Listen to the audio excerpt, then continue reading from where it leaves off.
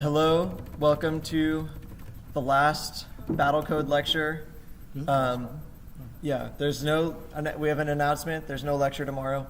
So today is going to be about a bit about the sprint tournament, and then some parting thoughts on strategy for Battlecode and in general to get you going with ideas for the rest of the competition.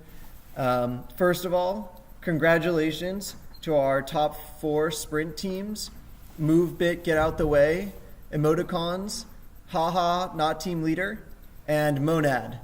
The reason we're recognizing the top 4 is there's a error with the way that seeding was done, and buys, so like free passes to the next round, were distributed throughout the tournament bracket instead of just in the first layer, which is what we intended. And the tournament didn't rerun in time for stream for us to fix that. If you can go back and watch it on Twitch, and you'll see that the top 4 teams really are probably deserve it. You know, they're all definitely in the top 10, if not the top 4. So like it still ended up being a good tournament. We got to see a lot of great Battlecode matchups. Definitely check out that Twitch recording if you haven't already. So congrats to those 4 teams. You'll all be recognized, and congratulations on making the best Battlecode bot after a week. So keep it up. There's another week and a half, or 2 weeks or something, until the qualifying tournament. So, we've also made some adjustments to the game.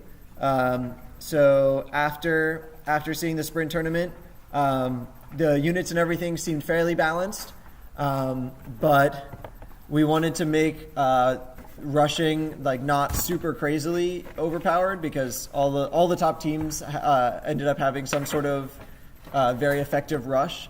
So we've made it so that a single unit can no longer take down a castle all on its own, because castles can now shoot back. So they have an attack radius of an R squared of 64. Which is the same range as a Prophet, and they have 10 HP per turn attack power. So now it'll take, I think, 4 Crusaders, right? Yeah, roughly that. Yeah, about 4 Crusaders or 3 Prophets or 3 Preachers to take down a castle instead of just one of anything. I think 4 Prophets, but yeah, something like 4 that. 4 Prophets, I don't know, 3 or 4 of any unit to take down a castle. We also improved the communication some. We recognized that it was really hard. So, signaling is now cheaper. So the cost to signal in an R squared radius is only R fuel. So now it becomes feasible to send a message across the map without spending 3,000 fuel, which is good for signaling. But it's also been made a little bit weaker and stronger by revealing the sender's location when you signal. So if you signal across the map, everyone will be able to hear you. You'll be able to send more information because you can encode locations as offsets or something from your position instead of having to deal with all 5 bits for 64 range, 0 to 64 range. But yes, it will reveal your location to the enemy. So now when you signal, your location will be visible to anyone within your signal radius, which again only costs R to send a signal for an R squared radius in fuel. Okay, great. Crusaders have been made a little bit cheaper at 15 carbonite instead, and their tiny vision was increased a bit to 49 R squared, because we recognized that if you move to the edge of your vision radius, you could be, moving suboptimally. Let's see. Yeah, so those. Oh, and castles now have 200 health also, and churches have 100 health, because it didn't make sense for structures to be weaker than some units. So those are the big changes, the big balance changes that we've made. Overall, we were happy to see lots of mixed strategies in the sprint tournament. People were successful with all 3 unit types. So that was nice. That was nice to see, yeah. Yeah, so overall, already pretty balanced, but we just made these couple of tweaks, which are also in the Discord in case you don't remember what I just said. But yeah, So that's probably the last major changes to the game. So now I'll hand it off to Ben to talk about strategy. Thanks. All right, so let's get this presenting. So a bit about me. My name's Ben Spector. I'm a freshman here at MIT. I have worked. This is clearly my first year working on Battlecode. Previously, I worked a bit on the Halite programming competition and got some experience with that. And then this year, I've been doing a lot of game design. I wrote some of the map generation code, some of the visualization code. I've been on Discord a bit. And what I'm here to talk to you guys about is sort of a crash course in RTS design, in programming competition design, and also a little bit of Battlecode specific strategy for this year towards the end. But before we can get into any of that, I want to talk a little bit about games themselves and why we run these programming competitions and sort of what the whole point of it is. So, because play is not a uniquely human ability or your characteristic. It's not something that only we do, right? We see these adorable cats. I mean, how can you have a presentation without any cats in it? They're clearly engaging in play fighting too. And what this leads us to is the idea that play is in some way connected to learning, that we engage in play because it's the safe environment for us to test out new ideas, new strategies, to try to refine and improve our skills, take our conscious ideas into unconscious ability, and all of those things, and that's what makes us better. On the context of strategy games are some of the earliest games we know. Go appeared probably around 2,500 years ago and remains quite popular in East Asia. Chess, 1,500 years ago, appeared in India and is probably the most popular strategy game even to this day. And I think one thing that's valuable to realize is that these games were not just considered fun at these times, that if you were a great chess player, that also actually contributed to your ethos as a great military commander or something. That there was this notion that these games are connected to life and to strategy. And I think that it's valuable to hold this connection, that we don't want to get wrapped up in these games just for the sake of playing them. We want to get wrapped up in them because they actually change us, that they make us better as we learn to play them. And this brings us to the point of Battlecode, which is these game-playing machines. That it's an interesting idea, right? That rather than having just playing games yourselves, although that is pretty fun, we can also build these machines to play games, and that there's this whole competition oriented around this, I think is pretty fun. We have programming games, have been around for some time. They're sort of puzzles that are inspired by this, so you see that it goes both ways. But it's really in the 20th century that the world wakes up to AI impact on games, and I don't want to by AI be in any way constrained by referring to media, deep learning, whatever. By AI I mean general narrow intelligence that is preferred for playing games, right? Checkers and backgammon fell pretty early. Checkers and backgammon actually both by sort of vaguely machine learned methods.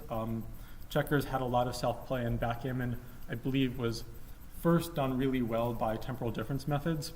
And then Deep Blue took chess with really sophisticated minimax search and with lots of pruning and just a pretty good evaluation function. And when you can examine way more moves per second than a human can, and your evaluation function isn't as good, but it's pretty close, you can do well. One thing I think is also actually valuable to consider about Deep Blue is that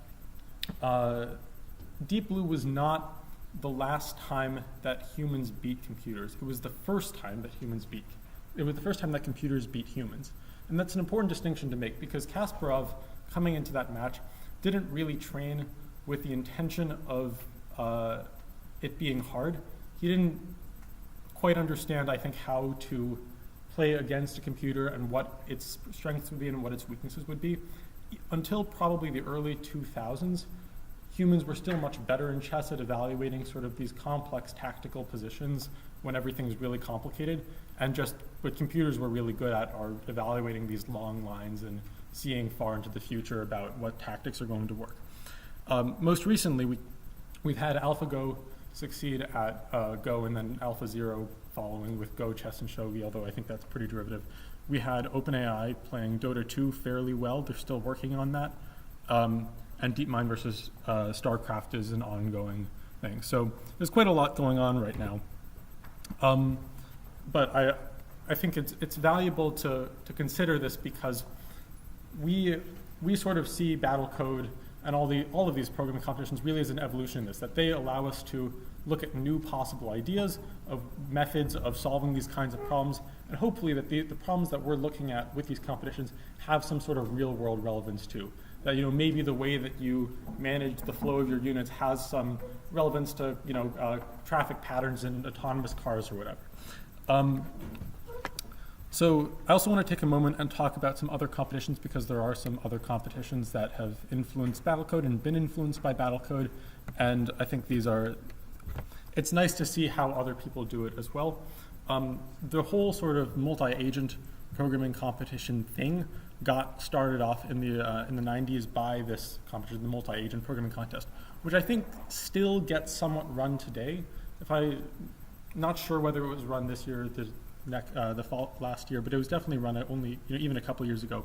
The main thing that this does is it puts these sort of multi-agent games onto the map.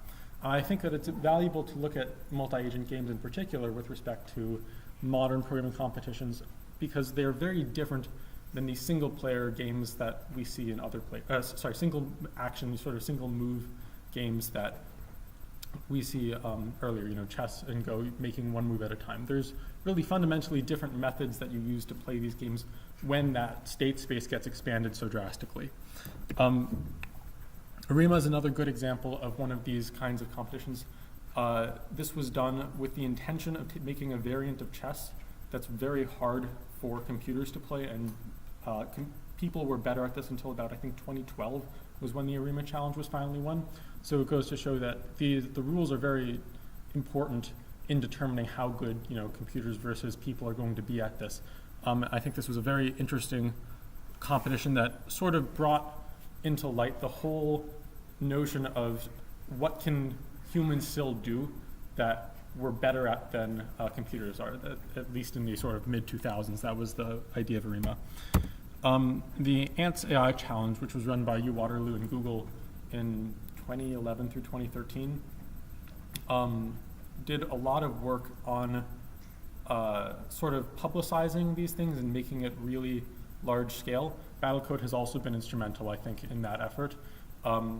The AI challenge in its final year accumulated something like 7,000 users, which I think is still the most of any individual programming competition to date, at least a finite time one. I could be wrong about that.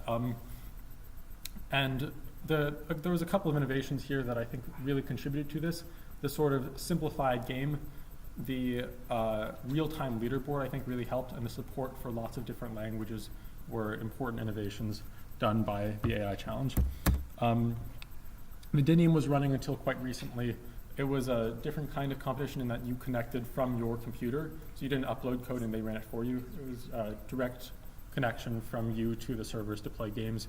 This is a single agent game, unlike the multi-agent games that we've seen before, but I think it had a pretty substantial user base. It looked like a lot of fun, controlling, drinking beer and mining gold and all of those things. Ongoing is Halite, which is, I think, still running by 2 Sigma. This is a project I've been quite involved with in the past. I like to think that we are continuing the path of the Ants AI challenge. Since that sort of got shut down, we're trying to keep that legacy going. And then finally there's Battlecode, which we're here to talk about tonight. The next thing I think I'd like to talk about is just a bit of general game design. We talk about how to make games fun and interesting, how to make a competition, that is how to make a game for a programming competition, and then how we go about making these games. So to begin, we're going to talk about how we make games, and specifically RTS games. So there's no, I think, single definition of a real-time strategy game, but the main important things are the fact that it takes place in real time, right? That this is a kind of game that you are not waiting around and spending minutes or hours conceiving of your next move. This is a really time-constrained game. And we'll note that Battlecode is technically not an RTS game under this definition because you have a finite time turn timer per move. but it sort of plays like one in the sense that the turn timer is quite small. So when you break up discrete time into these small pieces, it kind of resembles this continuous time. And then the other aspect of the game is perhaps even harder to define, which is the strategy aspect.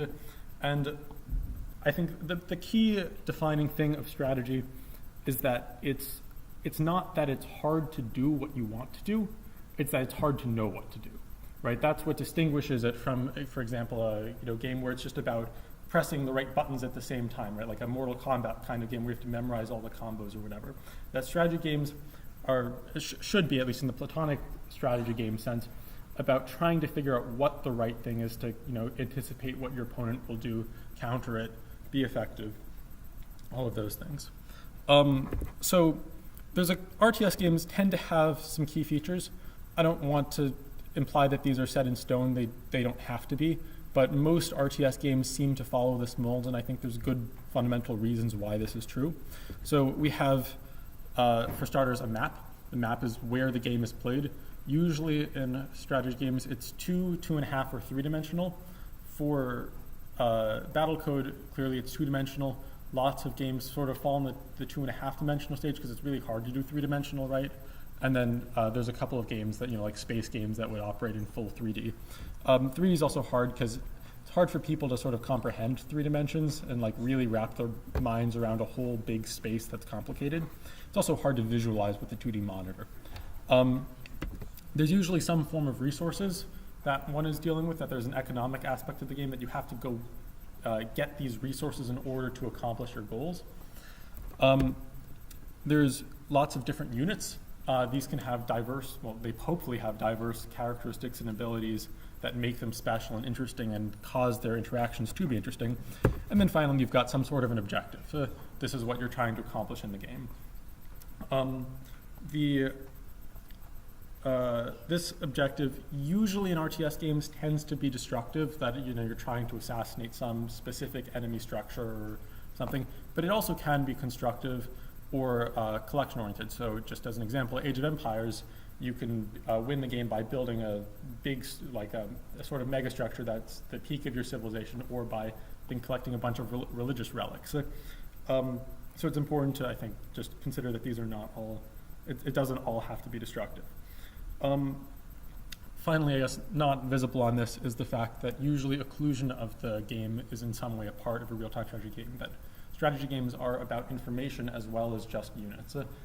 This is something that I think is going to be a little bit of a theme later when we're talking about Battlecode 19 specifically, because I think this is something that has not been utilized enough. That in general with strategy games, it's not that hard to figure out exactly what to do if you know everything that's going on.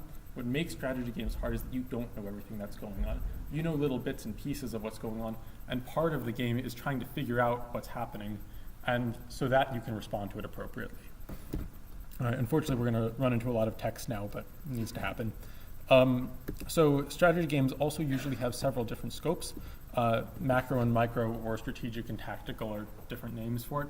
So the macro is, what are the overall high-level objectives that you want to accomplish with the game? I want to hold this territory because it has a lot of resources. I want to target this castle because I think it's weak, etc. And then you've got the micro level. How do I actually move my units to accomplish this? In Battlecode so far, I think we've seen quite a lot of very good work on the micro level of figuring out how do I move my prophets or preachers to get the most out of them. What we're hoping to see in the future is a little bit more of that macro consideration of going, gathering resources from across the map, holding territory, and so on. RTS games also usually have a couple of different types of resources that are, I think, worth considering. This is more from a game design perspective. I think it's pretty clear what these are in Battlecode. So you've got primary resources. These are the resources that you kind of need to just make units, do the stuff. That would be, I think, Carbonite is probably the clear primary resource in it. Secondary resources are required for certain kinds of actions. So an example would be if you need, stone to build a wall, or wood to build a siege engine in Age of Empires. These are secondary resources. There's also power type resources, which are required to run units or keep them alive, or things like that. Fuel is clearly a power type resource in Battlecode. It's also a primary resource that actually serves both purposes. population resources are required to have enough to build units. Often these exist in strategy games for the purpose of limiting computation issues that, a strategy game might grind to a halt if you've got 10,000 units running around on it. So often these games will have some sort of population resource that limits what's going on. There's also some other common features that aren't quite as relevant to this discussion, but I want to at least briefly mention them because they're very relevant to human strategy games. They're just not quite as relevant to computerized strategy games. These are different combat layers. You could have, for example, land and air and naval, and these have different aspects. By separating them, you can also more easily have different sort of strategic objectives. So, for example, your objective could be to win air. And you might lose the ground level, but if you can win the air level, that's enough for you. So that's another way of separating. And we'll see why this is important in a second. You can have tech trees and advancement. There are reasons why this is probably not necessary for a game like Battlecode, so we don't include it this year. We've had it done, I think, fairly successfully in the past before. For humans, you need sometimes to deal with a mini-map, a strategic zoom, other user interface. Radar is often existent for the purpose of gathering intelligence. And then the last one I want to talk about a bit is APM, or this is usually attention or actions per minute, usually actions per minute. This is very important in a lot of human strategy games. It describes how much you can do, like per minute of the game, how many actions you can make. All things being equal, a player who's just able to control more, make more things happen, is going to win. So it's not as relevant for a game like Battlecode because computers have essentially infinite APM, that your computation is being spent on figuring out what to do. There's no issue in being able to issue all the commands that you need to. It's just you can, right? There's enough processing time available for that. You have essentially infinite actions per minute available at your disposal. The reason I do want to mention it, though, is it actually often affects the game design that's going on. So as does the sort of overall user interface. So consider the following case. I've got some unit that does damage over a big radius, a big area. And my game works by, I can select a group of units and then I click where I want them to go and they all naturally clump together at the end. Well, because I as a human player don't have infinite APM, I can't just micro them all exactly to the exact spot that separates them enough. A unit with large area of effect might be very effective in a real human game because I don't have the physical capacity to make all of these units avoid that area damage, and so it works very well. But in a computer world, that's not the case, right? If you can move each unit individually and keep them all perfectly separated, then suddenly that area of effect damage might be completely useless. So these are, it's less about the specific that I want you to remember. It's that APM actually does have real effects on game design, and that designing with what your players will be able to do in mind will make you a lot more effective at creating the kind of experience that you want to create. Okay, so how do we make an RTS hard to solve? I want to nuance this question a bit because you can make RTSs hard by just sort of stacking infinite stuff up on them, but we don't want to do that. We want to sort of identify the real key stuff that makes these games interesting. Why is it that a game like chess is so much more interesting than a game like tic-tac-toe? What's going on here? So there's a couple of things. If I were to say it in one sentence, this is my candidate sentence, that there's some mixed Nash equilibria, some mixed ideal strategy that exists in any finite game. No matter how much information, this is true. There's some mixed strategy. So your goal is to make that ideal one really complicated and situational and really hard to find. If you can't find that strategy and it's so sort of complicated that it's hard to even execute it perfectly, you've got yourself a hard game. By hard, I don't want to mean that it is necessarily hard to learn. What I'm trying to get at is that it's difficult to solve, that you have a game that will be interesting for a long time. So there's a couple of ways of achieving this. One thing that you can do is you can try to layer simple Nash equilibria at different scales of the game. So this is like the micro-macro thing. Maybe some players are really good at their micro but bad at their macro and vice versa. That generally, if you have these different Nash equilibria, which can be quite simple, occurring at different scales, the combination of these layers through will make the overall Nash equilibria quite complex. Another thing you can do is you can embed NP hard problems in the Nash equilibria. A good example of this would be unit formations. So maybe unit formations are quite simple under some objective, but once you start adding in impassable terrain and some composition that you're facing, and some other aspect of the objective function, like you have limited fuel that you want to use, this can become really complicated really fast. And actually figuring out the right configuration of units to maximize that objective function is a very hard problem that is not, just like, there's no clean gradient there to follow. So if you've got these NP-hard problems somewhere embedded in this Nash equilibrium, you can make it very hard to find. Nash equilibrium also, NP-hard problems also have the benefit that there can be very interesting heuristics to try to solve them. So for programmers, that's always nice. That if you, when running a programming competition, right, we are running for programmers. So an NP-hard problem that has different kinds of heuristics that you can work on provides a lot of material for players to work with. This is kind of difficult to explain. It's sort of easier to visualize. So we've got some big space of strategies that exist, and there's some reward for each strategy that you'll achieve. And if that topology is really rugged, so that really high reward strategies are directly adjacent to really low reward strategies, what you'll find is that the game is really complex to play really well, because you have to dodge those margins really carefully. A good example of this is a strategy game that I play called Forged Alliance, where the unit that you have to protect, the commander, is a really powerful unit of its own right that you sort of have to be sending out to the front lines. So if you don't do that, you'll have a big disadvantage later on in the game because you didn't do anything with it.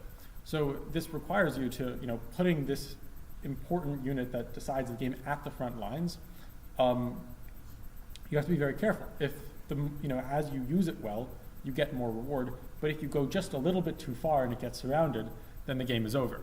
So this is a good example, I think, of how to do this. Before you move on, yes. Could you explain exactly what you mean by Nash equilibrium, please? Yes. Twitch was confused. Sorry. Sorry, Twitch. So what is a good summary of it? The Nash equilibrium is like an ideal strategy that there's no incentive to move out. So given everyone else's strategy, you don't want to change your strategy. Yeah. So there could be a better place if everyone agreed to change their strategies all at once, then there could be something that's better for everyone. But in a Nash equilibrium, given the current situation and holding everyone else constant, you don't change your strategy. That is an excellent explanation. Thank you. I guess for the simplified one would be like, this is the ideal strategy. Like it's not a good. I know that's not a good definition of it from a formal sense. I'm just saying that for the perspective of Twitch users, just trying to understand what I'm getting at. Like, good. This is the ideal strategy given what other people are doing. Yes. Okay. Where were we? Okay. RTS units and balance. So this is something else I want to get into because units are so essential to the RTS experience. Making them balanced and sort of interesting is very important. One thing that one can do to achieve this is to try to make units' strengths be incomparable to each other's strengths. So that is, rather than having one cheap unit and one expensive unit, and the expensive unit just has more health than the cheap unit, let's say, that's a quite boring situation because one of them will probably be more cost effective than the other, and then it's a simple situation. What's much better though is if one unit's strength is in its speed and the other one's strength is in its armor and the other's strength is in its range or whatever, something like that, where these characteristics can't be directly compared but rather have different uses in situations. Maybe in a really blocked map, the range unit is better because the other units can't navigate through and get to it.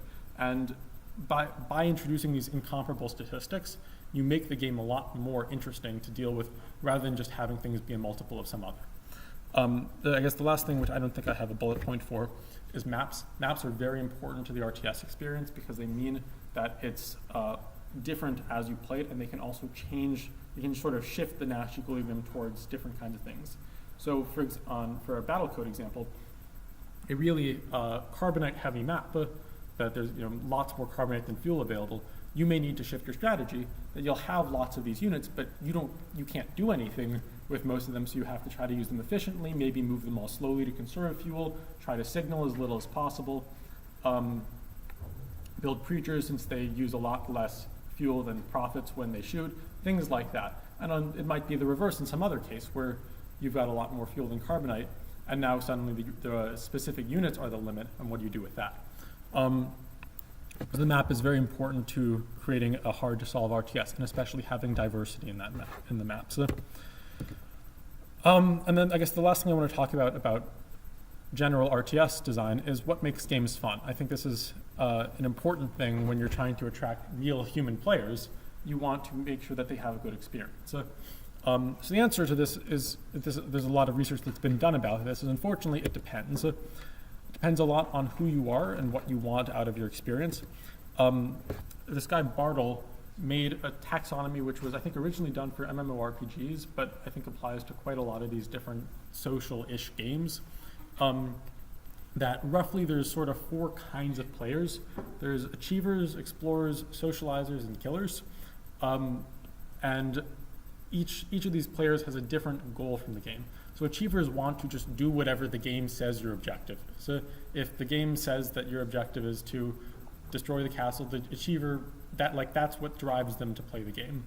Explorers play games because they want to see everything that's there. It's sort of, they want to hike the tallest mountain and see what they can see from the top to sort of 100%, complete every nook and cranny of the game. Socializers play games for the social experience. I know that, for example, for me personally, this is part of why I enjoy Battlecode. I like spending a lot of time on Discord just chatting with people. I sort of use it equal parts for the fun of the competition as well as I like talking with the people. That's part of what drives me forward. And then killers want to beat other players, and by beat I don't mean just win. I mean they want to really destroy and make the other players feel bad, which is not always the best thing, but they also can be an important part of the sort of game ecosystem. And each of these players, since they're driven by a different thing, is rewarded by different parts of the game. The point that I'd like to make overall about Bartle's taxonomy, not all players fall neatly into these categories. I make no claim of that because it's not true, right? Different players have different sort of combinations of motivations, but generally this works, I think, in describing the overall motivations of players. The goal is to try to make as many players happy as possible for us, right? We want you guys to have a good experience and to come back feeling satisfied that you learned something and all of that. So we need to try to satisfy at least a little bit all of those needs. Maybe not all of them quite equally. It is a competition, so explorers may be somewhat naturally penalized compared to people who actually want to win because it is a competition. But we can at least try to make sure that there's spaces available for people to talk about strategy if that's what they want to do, or we just want to make sure there's a good experience for as many people as possible. I'll leave it at that. There's some other aspects of what make these games fun, which I'll list, I guess, quickly. So there's problem solving. It's a fun thing. It's a good experience, especially if you feel like you're really good at the game. That is part of what will drive you to have a good time.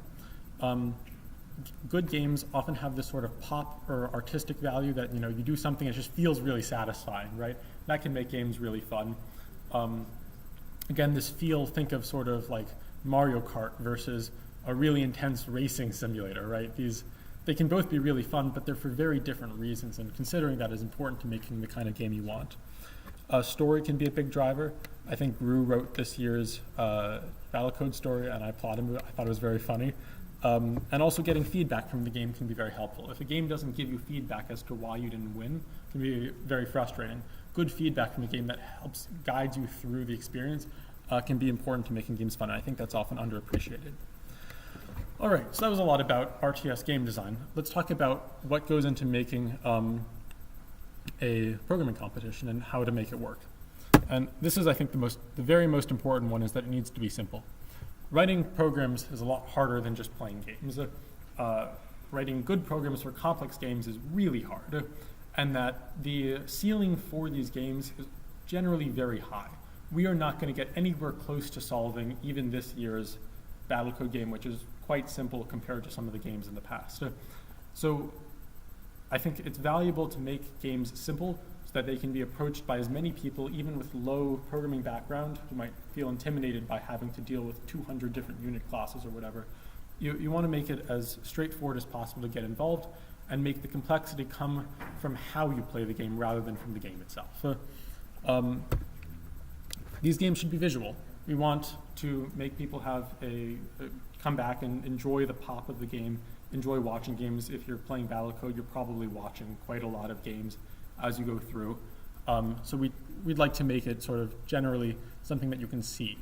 It's also important because a lot of making a programming competition work is debugging your bot and having the information available to do it. And our eyes are the best way we have to get lots of information into our brains. So having good visualization is very important to communicating the information of the game to the person who's writing the bot that plays it.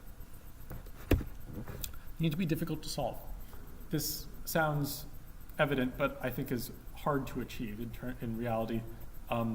People are smart who play these games, and they will try to find everything that's the slightest bit out of balance, and we need to do our very best to make sure that the game is not going to be solved over the course of the competition. Clearly, tic-tac-toe would be a bad choice for this reason.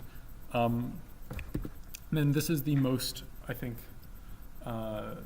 vague of the terms, but it's also quite important, is that the games should try to be somewhat multidimensional. You want players to have lots of different goals to pursue in the game. You don't want it to just be about solving one little aspect the best that you can, which is why we try to have these different aspects of micro and macro and resource management and communication, all of these things. Because when you have these different aspects of the game to play with, what you find is that players who are stuck on one area can go work on some other, and that keeps them engaged. Rather than being just frustrated, I don't know what to do with this, I give up. That you go and you say, all right, I can't improve my signaling any better, but maybe I can work on my micro. I know that I have something I thought of that's better for that. You go do that for a while, and then you go work on your macro, and then you go work on your signaling again. You figured it out by this time. There's a lot better engagement. There's also another important aspect of this, which is hard to quantify, but it's sort of the steepness of the effort versus skill curve, that you kind of want that to be linear for as long as possible. Like, you want there to always be room to improve, and you don't want to run into the realm of rapidly diminishing returns too quickly, or else you'll probably stop playing. You want to feel like you can always get better, and that it's not just the slightest improvement left to make to your bot, but that there's a lot more that you can do. You want to make that space so much further off than players are actually going to achieve. Having games be multidimensional helps do this, because even though each individual aspect may have somewhat diminishing returns, you're not likely to solve all of them equally well, and so there's always sort of room to work.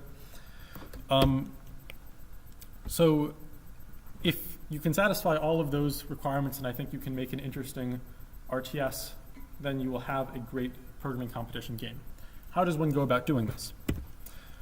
So for this year, we focused on trying to have few unit types and constants for starters. I don't think you need that many to make a good, interesting game. I think if you successfully use incomparable characteristics of units and use resources well and all of these things, you don't need 200 different types of units to make a game that's interesting. 3 or 5, 10 is plenty. So we have worked very hard to narrow down the number of units that exist in the game and make them really sort of purposeful and key, but also balanced.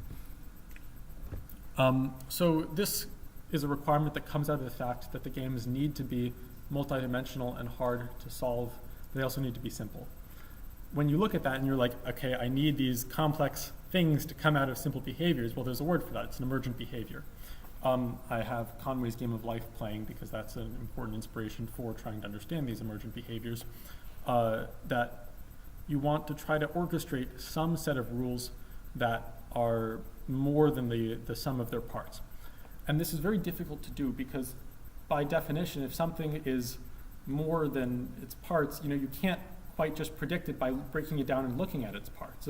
You have to consider it as a whole, and that makes it very hard to understand what's going to happen. So the solution to this is that you playtest. You playtest a lot. You try to figure out what's going to go on. By playtest, I don't necessarily mean write bots. I mean playtest in other ways, simulate what's going to happen. But just this testing is really important as you try different sets of rules and try to figure out how they're going to interact with each other. You're looking for that sort of spark where this combination is going to end up being really interesting, and that's what's going to engage and motivate players. It's going to make the game multi-dimensional. It's going to make it really hard to solve. I also think it's very valuable to start from another game as a starting point. If you try to make some fantastic emergent behavior just out of nothing, you'll find it's very difficult. If you take some existing emergent behavior and you adapt it for your purposes, you'll find that's a lot easier to make the progress and make what you want to make. I also have shown, actually, this is the first record I have of this year's map generation for Battlecode. This was done using a cellular automata, much like Conway's Game of Life, a little bit simpler. But actually, if you look in our code base, you will see that we use these emergent behaviors to generate the maps of Battlecode. So that's just a kind of nice tidbit. And then I don't have any images. I don't know how to visualize it, but we iterate. We don't know how to get it right on the first try. I don't think anyone does. So you do the best you can. You try it, and then we make it a little bit better. The sprint tournament's very helpful for us in that because we can see what people have discovered and what the sort of meta is and try to adjust to that, given in mind the various personalities of Discord and all of that. We also try to run sort of targeted statistics or simulation. You know, I'll go look at it and say, okay, I want preachers to be, you know, carbonite effective versus crusaders on a per carbonite basis. So I'll look at what happens if, you know, 2 crusaders run into 1 preacher and try to figure out if that's really true. And then finally, we'll talk a little bit about Battlecode strategy for this year. At least perhaps in the context of the sprint tournament and what we think has been done really well and maybe what we'd like to see a little bit more of. And, you know, bear in mind that as a dev, I don't play this year's Battlecode. I can't. So what the opinions you're going to hear from me, I want to give this as a disclaimer, are not necessarily right. These are the opinions that I formed through doing a lot of the game design for this and watching a lot of games and what I think is probably true. So take it all with a grain of salt because I may not know what I'm talking about, but I hope that the perspective that I give is at least somewhat useful for you guys in building your bots. So I think we've seen a lot of good work with the Preacher and Prophets. We have not yet seen enough with the Crusaders. I think part of it is because they maybe were a little bit underpowered. I think, if anything, they are now going to be overpowered after their price has been reduced by 25%. I think that it makes quite a big difference. Small changes in stats can make a very, very big difference in how much units are valued. I'll just be upfront. There is a rock, paper, scissors designed into this game. The rock, paper, scissors is meant to be that Prophets outranging Preachers and being able to perpetually stay away due to them having the equivalent speed. Prophets are meant to be the counter to Preachers. If your opponent's coming at you with a lot of Preachers, if you've got good Prophet micro, build Prophets and you should be able to win that fight. Crusaders are quick and can get in range of Prophets before dying as long as you've got a similar number of them because they're so quick, right? So as Crusaders get into range, the Prophets will have a bad experience after that point. So Crusaders are meant to be the counter to Prophets. And finally, Crusaders are meant to be the counter, Preachers are meant to be the counter to Crusaders in that they've got this area of effect, and you've got lots of Crusaders sort of bunched together because they're cheap. Preachers are going to be very effective at taking them out. Even actually without that, they still turn out to be pretty effective just because they do so much damage.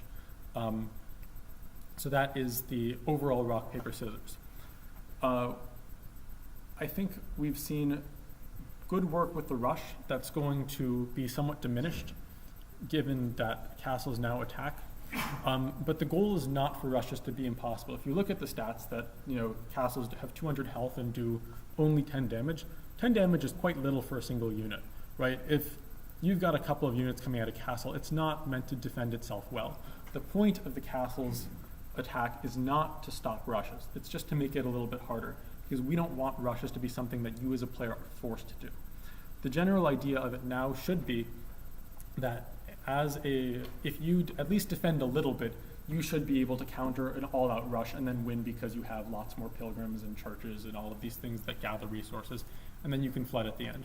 But if you build no defenses, do not count on being able to survive an all-out rush. You might get lucky, but don't count on that. And finally, if you build some defenses, but compared to someone who builds no defenses, assuming that you won't rush, the person who builds no defenses and put all of their resources into pilgrims will probably have a sort of resource benefit. So you've got this little bit of a rock, paper, scissors going on again here, where some defense beats all-out rush, beats no defense, beats some defense. So, I don't know what you're going to do with that. Just consider that. have been somewhat disappointed in people's carbonite versus fuel management in their mining. I think there's quite a bit to be done there, and that generally speaking, your micro doesn't have to be amazingly good if you outnumber them 10 to 1, and I think people absolutely could be outnumbering each other 10 to 1 if they actually mined correctly. You know, I see people with 4,000 fuel in the bank that are still mining fuel and not mining carbonite, and then vice versa when they have, you know, a ton of profits that they're trying to move back and forth for some reason, and yet are mining carbonite instead of fuel. I mean, just, to me, this doesn't seem like that difficult of a problem. Like, measure how much... The supply chain thing. The supply chain thing? Giving resources along. Oh, that's true as well. Yeah, you can also save movement. I don't know if everyone knows that that's like something you can do. Sure, I'll mention that. Yeah, what Nate was saying was that if you can transfer resources between adjacent units at no cost. So if you want to mine more efficiently, you can also, and you have some spare units lying around, you can move the resources between them all at no cost and keep mining for longer. That's a nice thing. Personally, I suspect that churches are probably overall a better way of going than that. But if you've got some units lying around that you're not doing anything with, that's not a bad strategy. Generally, though, on the topic of just fuel and carbonate mining, like, my intuition is like that shouldn't be that hard. Of just, if you've got no fuel and you've got a lot of units that you're trying to run, mine fuel. And if you've got a lot of fuel and no units, mine carbonite. I don't know. That seems like that should be solved to me. The main thing that I would be, this is I think the most important thing on the micro front that I've seen, which is a real issue, is people sending in their units one by one and not sending them in with real intentionality. I think this is really important. These units do not stand well by themselves. The units are designed to work well in groups with each other. And if you send in units one by one and you're outnumbered 10 to 1, you will accomplish nothing because your unit just moving will die before it can fire, right? Move your armies in clumps with intentionality. If you want to accomplish a specific thing, take a whole bunch of units and then have them go accomplish that thing together. Don't trickle in units one at a time, because if there's any opposition, you will not win that fight. Additionally, units that you have that are not doing anything are wasted. So it might be appealing, to leave a bunch of units behind to defend your castle or something. There's specific cases where that could be beneficial, but generally what that means is that you've got 50 carbonite that isn't doing anything if you're doing that, right? And that could be pilgrims that are mining, or another church that could be increasing your efficiency. So the point is not to defend, but the point is that if you've got these units, go send them somewhere else and use just like a pilgrim to scout and see if anyone's coming. And if someone's coming, use that pilgrim to signal and say, come back, we need to defend. And, or something like that. That is the overall, I think, idea of this. That, I guess, the last piece that I want to say before I open it up to discussion is that I think people are not scouting enough. Scouting is very important. Pilgrims have an enormous vision range for a reason, so that you can use them. They're cheap, they're meant to be expendable. Go send them out into the map. Well, yeah, it's unfortunate that the religious pilgrims are going out and expendable, but that's how the world works, And they're meant to go out and get vision, stay away from enemy units, but just see them and watch them and signal what's going on. Because as I've hopefully been getting at, I think if you really know what's going on in the game, it should not be that hard to figure out what to do. If your opponent is only building prophets, only build crusaders, and you will have a wonderful experience against them.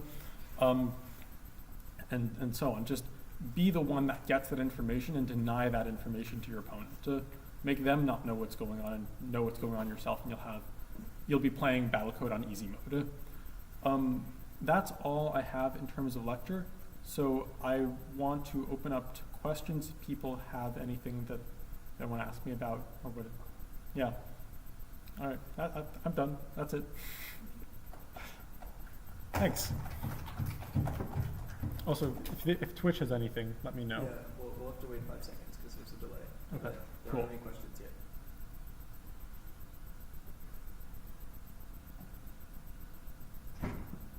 Twitch doesn't seem to have any questions. No questions. Great. Means I did a good job. All right. Yeah. Cool. All right. Yeah. Thanks for playing Battlecode. If Yeah. you need more debugging help and stuff, you can always ask on Discord. No promises about how fast we can get back, but like lots of other people can also probably help because everyone tends to hit the same bugs. So if you ask on Discord, chances are someone will be able to help you. All right, cool. Thanks, Nate. All right, shall I shut the stream Wait, down? hold on. Question from Twitch. Question from Twitch. Do you think the reclaim mechanism is actually doing anything? Yes. Well, if people use it, it's not right now because people don't know how to use it, but if they knew how to use it, it would do something. How would you use it? Just like transfer backwards through your army back to the castle where they're coming from or something like that? So what I would actually do is I would have pilgrims in my army for this purpose. That I think that people should be putting pilgrims in their army for the purpose of this vision, of being expendable, taking taking a hit or two with no real cost, but especially that vision.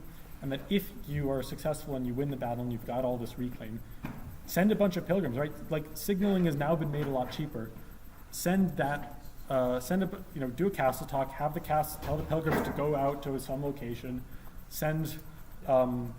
pick up all the stuff and bring it back. Because that, it might not seem like that much, and maybe if your army's really far away, it might not work. But if your army's that far away, just build it. I mean, if you've got a lot of army, build a church, exactly. Build a church, put all of your pilgrims there, put it right into that church. I really think that it's because people are not yet at a high enough level with their bots to fully make use of that.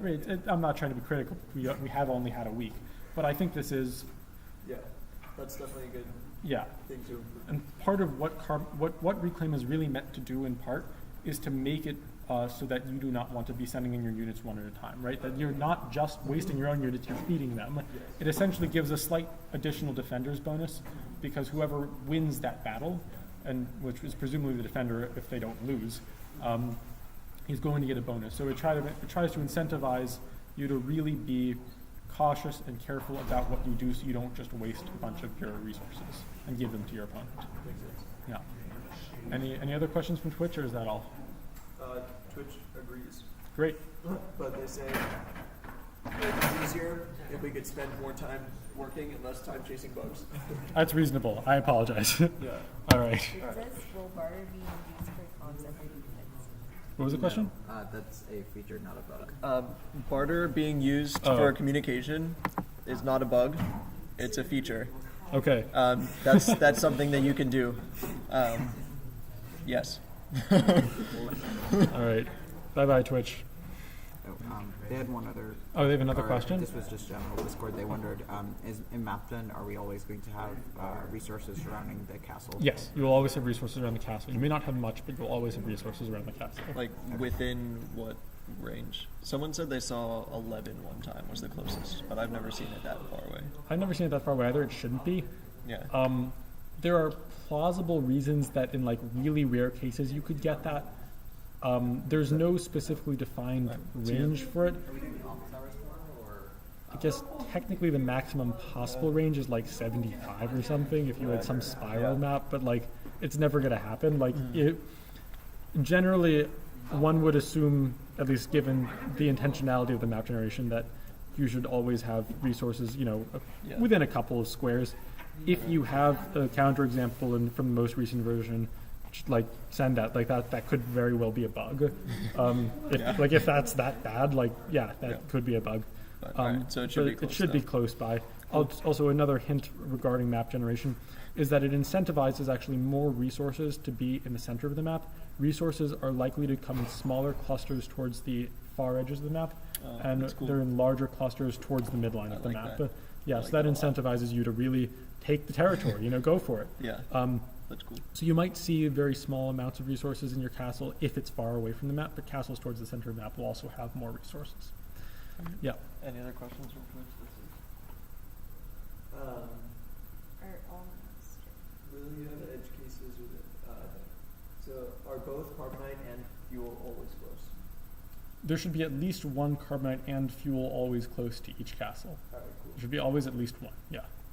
And then also, are maps randomly generated? Yes. In all tournaments, including the final tournament. And we're 99% sure we're just gonna use the map generator for the final tournament, but we may bring back the troll tournament which will be all handmade maps, Oh, interesting. okay. gleefully handmade maps. Gleefully handmade maps. Okay. But that's So that's not set in stone yet. We're not sure if we're going to do that, but we'll yes, very I very think- probably map generation for the final tournament Right. and everything too. No 100% commitment to it, but it would be very surprising. Like Yeah. we don't want to make the maps. Like No, it's a no. pain for us to do. And like the map generator is good; it makes good maps. Yeah, so like if we saw some like absurd map that looked really bad or something, or like it was noticeably out of line with gameplay, we might throw it out. I would think. Yeah, Like, yeah. just If like we throw if out we those get games or if we get something. a broken map where there's like I don't know. I mean, I Something's haven't wrong. seen any broken maps except for ones where like the replayer was mismatched with. Okay, that's good. Yeah. then. Yeah. There were a couple there, yeah. But anyways, yeah, broken. We won't do any like super broken maps. But it really should be randomly generated by Yeah, the map generator guy. Expect that. Yeah. Yeah. All right. Cool. Um, Let's see if there are any more. All right. Any more questions? Any office hours after today? That was the third question. Okay, right. So 4, 7, and 13 are all impossible apparently. 4, 7, and 13. All right. We So, will like those we will seeds, look at we will look at seeds 4, 7, and 13. Okay. I guess. Yes. Thank you for that. If that's a problem, we'll fix that. Also, will there be office hours after today? Maybe. There's always office hours on Discord. Lots of people besides us know how to answer questions because pretty much somebody has seen every bug so far. Yeah.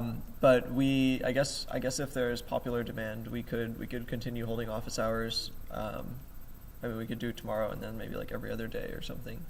Yep. But this will be the last time that there's like an official lecture with like food and stuff.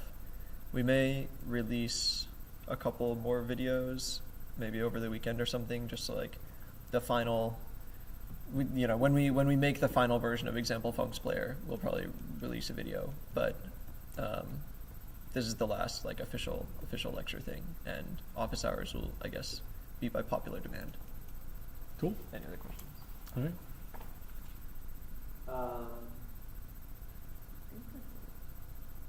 Yeah. All right. That's it. All right. Well, Okay. thanks, Twitch. See you, Twitch. See you. Bye bye.